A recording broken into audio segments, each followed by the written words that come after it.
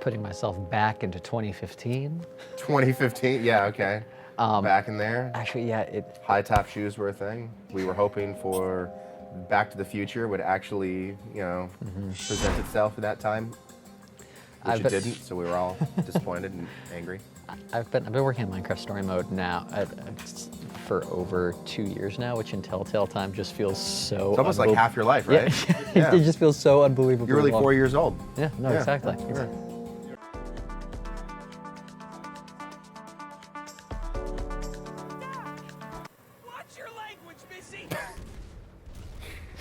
Oh, and you blew perfect. And you blew up the catapult. Yes. I mean, no. Great. Now people won't be able to get their daily needed of cow. And the cow crisis will grow. Exactly. Oh, the heck? man. Well, at least I didn't kill the not so old man. It's true. Now I'm like questioning everything. Just when another I see brutal murder. Age and whatnot in here. Exactly. All right. So I mean, I can. I have no idea what those things are in the background. Let's see. I think if you go over to the right, there's a character who made a big mech. Oh, those cows now they're just there. They got nothing. Oh, Disco Stew, what's up? Yep. So this. Hi. Hey, how's it going? And so this character is actually voiced by at the time he was one of our producers, Jason Topolsky. Really? Yep. Oh And my God. Who?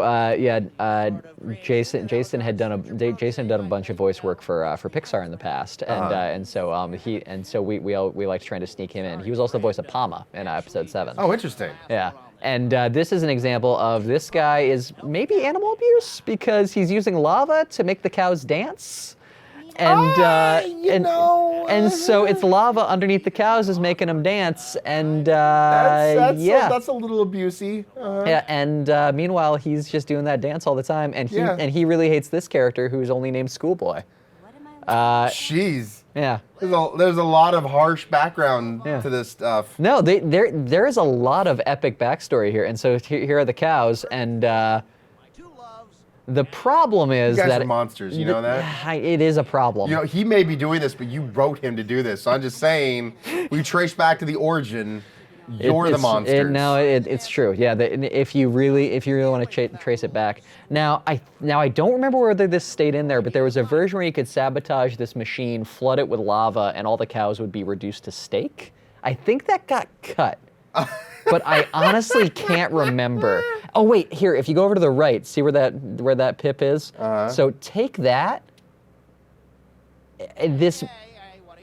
Oh wait, no. Oh gosh. So this is an example of the like crazy adventure game logic. Yeah. So if you can get Disco Stew there and Schoolboy to get into a fight with each other, that will distract them so you can steal that, and then that will reduce the cows to steak. Okay, let's get murdery. Let's create a rivalry here. So this character is voiced by Matt Mercer, who's an awesome voice actor. He was Aiden, our villain in episode 5.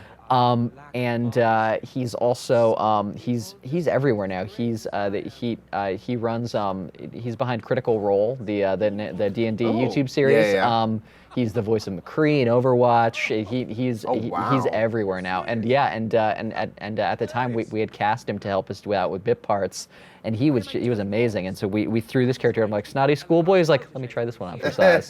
And so the Schoolboy here is made. So they hate each other because he thinks, because even though he's the snotty schoolboy, he thinks animal rights is really important, and so he doesn't. So he disrespects what Disco guys he's do. using lava to make the cows dance. Exactly.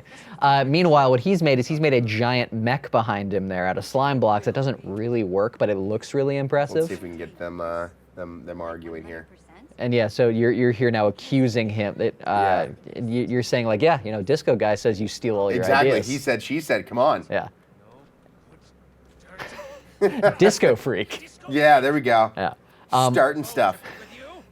So we actually have another like YouTuber like fun. So happy.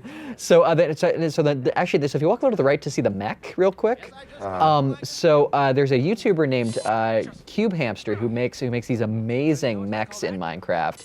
Oh wow. And we based this off of one of Cube Hamster's designs, a little bit modified. He got in touch with us via Twitter after this episode came out, and he's like, "Hey, I'm really flattered you guys based off one of my designs. Yeah. Yours wouldn't work. Here, let me show you how to make the working version." We're like, "All right." He's awesome. All right, we're about to get murdery. Now we're stealing the repeater. No, my machine. Oh, Oh, it's and just the red lighting. and they're still dancing. Oh no, your amazing invention. Oh, and he doesn't care. He doesn't care. Not take Oh my god. Oh my gosh. We murdered all those cows. Oh, now you're worried about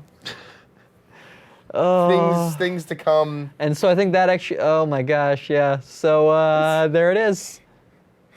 Oh, and now poor Disco Guy is just grieving, which We're just gonna look at the lava curtain now. Oh my just gosh. Look at it. Lava curtain. Oh, I think that's a bug. Whoopsie. Because technically the lava curtain's in the ground now. Yeah. God, that's funny. Okay. Well, we got it that we well, needed. you got the repeater that you need. Yeah. Only murdered a couple cows. Only in a the few. process. Only Yeah. a few. I mean, McDonald's will be Yeah. happy. So yeah, the pathway, I think it was Molly and Steve McManus put it together. I think there's like something like 3 or 4 different paths that you can take through this because like you can scrounge up all the materials you need legitimately to make a repeater. Yeah. Or there's like 1 or 2 places where you can steal them. But yeah, so this whole Okay, good. Well, I'm glad we murdered. Yeah, so no, we went the murder route. Yeah, there should be an achievement, you monster or something. You're a monster. I would love to be able to do more like specific achievements like that. There we go. And I think that should do it. And then I think it's just the middle. I hope you're right. Switch is on. That doesn't. Okay, yeah, you're right. There we go. Well, I just remembered like what he flicked. He was just like middle lever. Yeah, that's. Oh, so can we back out now, or do we have to just flip all 3? Is like one stairs, one. I guess. Okay, we're overthinking this. Okay, so it's, okay, we're overthinking this. They're just like, okay, put in the code. Left, right, left, right. We thought it was a code, and yeah, it's stairs, door. Yeah, way overthinking. Blast shield. It. And we're running in, and there's adorable Ruben, who hopefully has forgiven us for the water. For catapult and for murdering other cows in a gruesome way. It was not humane. No. They burned to death. Let's just clarify this. You guys wrote that the cows burned to death. I don't feel good about it, but yes. Well, apparently, so much so you've been sleeping like a baby since then. In my defense, I thought we had removed that. Sure. Are we gonna buy that, people? No, I don't. But think in not my defense, I apparently just forgot about it. Yeah. You're just like, we murdered cows. Wonder what's for dinner. Feel like steak. So Jeez. So we had a whole puzzle in this part originally. That was going, so this is kind of a piece of the cut puzzle, but now it's just sort of a machine that just does things. Where it was going to be a whole puzzle based off of the piano sequence from the Goonies, like where you needed to play the right sequence of notes. Oh my God. And so what's funny about that is I am completely tone deaf. Like I have no musicality whatsoever, and so we started putting it in for testing, and it's like, okay, we're just going to play you a sequence, then play the notes back in the right order. I could not figure it out at all. Other people couldn't figure it out. We were having a really hard time. People were just getting frustrated. They're like, why can't I, we just solved a puzzle. Where's our reward for doing that? Yeah. And so ultimately, that puzzle ended up falling by the wayside. But it had some really cool ideas. I would really. It sounds like almost like what Undertale also ended up doing. Yeah, and I'd I'd love to do something with musical notes at some point because there is so much cool music stuff that people do in Minecraft that I'd love to be able to do that at some point. And so this, and so one of the things that is cool about this is there are so many like just random little things to fiddle with here. Like, what are those things even for? Yeah, a doorway that just kills you. This is what I need inside my house. Yeah, no, exactly. It's the old, it's the old Galaxy Quest, Star Trek, smashy pistons. Oh my gosh, I love the Galaxy Quest, reference. Like, why do we even have this? But in classic fashion, if you just do that, Okay, almost. now, and so a repeater there, you're slowing it down. I just love Olivia staring at you like a doof. Let's do this again. And now you can dive through. Now, do you remember if that was a permadeath? Like, could I have died right there? I think you could. I think you could get smashed and fall backwards, but I don't think it was a death. Okay. I think there was a version that was a death where you just poof. Where it just goes. Well, it goes here, and there's blood everywhere, and it's like The Shining. For some reason, we thought that was a little too brutal. That would have been horrible. Just parts over, just blood just comes pouring out like the elevator scene. Just like, yeah, this is fine. This is fine for Minecraft. So all those tubes you're seeing there, that was something funny where there was an exploit in Minecraft where if a piece of inventory spawns into the same spot where a block is, it will continuously rise upwards until it reaches air. Huh. And so we basically exploited that with glass to make it look like it's tubes carrying things upwards. Cool. And that is an exploit that we use constantly because it just looks so cool. Yeah. And this awesome Oh, lava well, curtain. there you go. That's awesome. Now I need that in my house. It's so cool. I need a lava curtain. Now somewhere, okay, so one of my favorite dumb Easter eggs is coming up here. I like how you have to preface it with dumb. Dumb, yeah. Like it's not just an Easter egg; it's a dumb. It's a dumb Easter egg. Okay. So if you go all the way to the right, so that button right there, this button will activate the bat hatch. Okay, we'll push it. Are those? And so there's a hatch that just releases bats. And you can push that as many times as you want to just keep spawning bats. And there was a period of time where, again, originally you were going to go first to Redstonia, then to Boomtown. Yeah. And if you went to Boomtown first, then Axel would come with you to Redstonia. Yeah. And what was going to happen was if he came with you to Redstonia and you released bats, he was going to end up with a pet named Batsy. And Batsy was going to hang out with him, and he's got those big block arms. He was going to stand here, and the bat would just hang off of his arm, and it was his bat named Batsy. And Batsy tragically got cut, and it's one of the things that I'm saddest got cut. Oh, and you broke the bat hatch, so now it's just spawning bats forever. I love that. So the whole B plot with Axel and Batsy was something that I just loved because it all spawned from this idea that he was going to be like nibbling at Axel's neck, and Axel's like, he's giving me bat kisses. It's like, Axel, he's biting you. No bat kisses. Can we So get some comments below? Just rip Batsy. That would have been nice. That would have been fun. yeah. So someday I want to bring Batsy back, just because that's too good of a name for a pet bat. Yes, it's not on the nose whatsoever. Yeah, that was again just a bunch of people hanging out and just throwing around silly ideas. So here we are meeting Ellegaard for the first time, and Got a very impressive room. very impressive room, and so Olivia is obsessed with Ellegaard, that she's her big hero, and so we get to see a moment here of her imagining like, oh my God, she's got to be her apprentice. Her fangirling out. She's fangirling, and there's this adorable animation coming up here of Olivia fainting. That just there's something about it that's just so freaking cute. Like just the way it. We'll come to it in a sec. We'll see. Yeah. Let's see the cute fainting. Hey, didn't see you sneaking up on And so this is voice actress Grey Griffin, who's also the voice of, she is Azula in Avatar: The Last Airbender. She's a ton of other awesome stuff. And yeah, we brought her in to be Ellegaard, and she's just amazing. adorable pig that is. Let's be nice. It's an honor to meet you. No time for specifics, I'm afraid. Yeah, and Hey, goggle girl. Circuit to activate the delivery. yeah, and I had to read up on a lot of like Redstone machinery talk to figure out how to write her.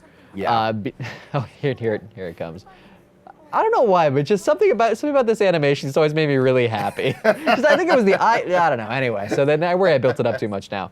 But yeah, writing Ellegaard was a good time. Let's see if we can wake up our friend here. Can you hear me? I don't think that I've ever fainted before. I'm sure a lot of fans can relate to that. Yeah. I'll just do it myself then. Yeah, no, and so that was. I'm sure I'd do the same thing if I ever met Nathan Fillion. Oh yeah. No, they just. So dreamy. And so this is where we see Ellegaard's trying to make a command block of her own, which Yeah. which as we saw in the first episode was what spawned the whole Witherstorm disaster. Yeah. And this was this was an example of trying to cook up like a really cool, crazy machine. So that's actually like 4 crafting tables all smashing together, which is not really Minecraft legal, but it's just so cool looking. Well, I remember Stephen McManus talking about how it was really cool that the Minecraft guys, they would kind of like do gut checks for us, like what was Minecraft and what wasn't. Yeah. But then they would also allow us a little wiggle room in the sense of like, where we could start kind of putting our own spin on certain things on what could be Minecraftian, even if it's not in the actual Yeah, game. and so they were really great in that. Like when in special circumstances, they would let us like cook up like special things Yeah. and things that didn't quite match real Minecraft. Then the Eligard's command block generating machine is an example of that. And I feel very fortunate that they let us kind of push and pull like that every now and again. Now, did you have any, times being able to work with them yourself? So so at the start of this season, and then at the start of season 2, and then halfway through season 2, the Mojang folks came over, and we hung out and did like a week long like creative conference to kind of talk about the series, and we worked with them and everything, which is a lot of fun because it's neat to see how when like sort of sitting down to be like, okay, let's all come up with a story together. Yeah. They sort of start from the perspective of like, okay, well, here's kind of what the world of Minecraft is. Let's figure out something that could be like, that could really show off the world of Minecraft in a great way. Like, okay, here's where the characters are coming from, and so it's a lot of back and forth and a lot of working together to figure out how to put things together. And they were really, really great to work with. That's awesome. It's nice when, we work on so many other people's like IPs and that kind of stuff, intellectual properties, that where they actually will come in and work with us in that kind of sense and just help make it all that more rich and enhanced and more into the world that fans are familiar with. Yeah, well, I think what was really great about it is they'll kind of sneak us hints of like things that are coming up, and so we can kind of time it where we'll be like, okay, this episode is coming out right around the same time that this new feature is coming out in Minecraft. The 6 through 8 were a perfect example of that, where it was. There were new features coming out all during the same summer that we had episodes 6, 7, and 8 coming out. Yeah. And so it was episode 8 was coming out right around the same time that polar bears were being introduced. So we were like, oh, well, we'll set that in a snowy place, and then so we can have polar bears in the background. And it was fun kind of working out those little bits of synchronicity to kind of make it feel like our game was responding to what their game was doing, too. Yeah. That is really cool. Yeah, so Now, Oligard here, is her kind of character in the Minecraft universe at all? Yeah, or? so she was kind of based. Her and Olivia are based on this idea of people who love playing Minecraft mostly for making cool machines and kind of inventing things, and coming up with amazing stuff with Redstone, which is like the Minecraft equivalent of electricity and engineering and things like that. Yeah. And there are people who they spend all of their time just trying to make cooler and crazier things, like you were saying before, with like calculators and whatnot. And so Eligard is the example, kind of the epitome of people who are working on, trying to push the limits with what Redstone and the Minecraft world can build machine-wise. So she was very, very much inspired by folks like that, like, Cube Hands, like I was saying before, with the mechs. Yeah, that's cool. Yeah, and I think that is what's fun, is a lot of our characters are built from sort of looking at, like, okay, what are ways that different people play Minecraft? Because like Petra, for instance, is an example of someone who's in it for like the more RPG type elements. Like, I'm gonna get the best loot, I'm gonna kill all the monsters, I'm gonna get the most XP, and she keeps on just having these moments in front of her hero. Yeah, it's sad. And Ruben helping out. Yep. Oh. Yeah, and this was an example of we had a team on the first couple episodes of Minecraft who they were really good at doing montages. Yeah. And so there's Jesse's training montage in the first episode, the crafting montage here with Eligard, and then a couple other examples. And yeah, it was a team in the cinematic department who just would put together these awesome montages for us, and that was always a good time. And we had. Our composers for season 1, Anna Dell and Timo and Wells, they did a really great job of putting montage music together for us. Gonna need a montage. Exactly. Well, because we were looking at the influences for this movie, we were looking at the movies that had influenced Minecraft, and it was a lot of 80s and 90s adventure and kids and family movies, and there's a lot of montages in those. Yeah, there is. It's really hard. You watch any movie from the late 80s, early 90s, it's really hard to get away from pop music montages of friends working together, we're doing things. Oh crap! And we got the Wither Storm.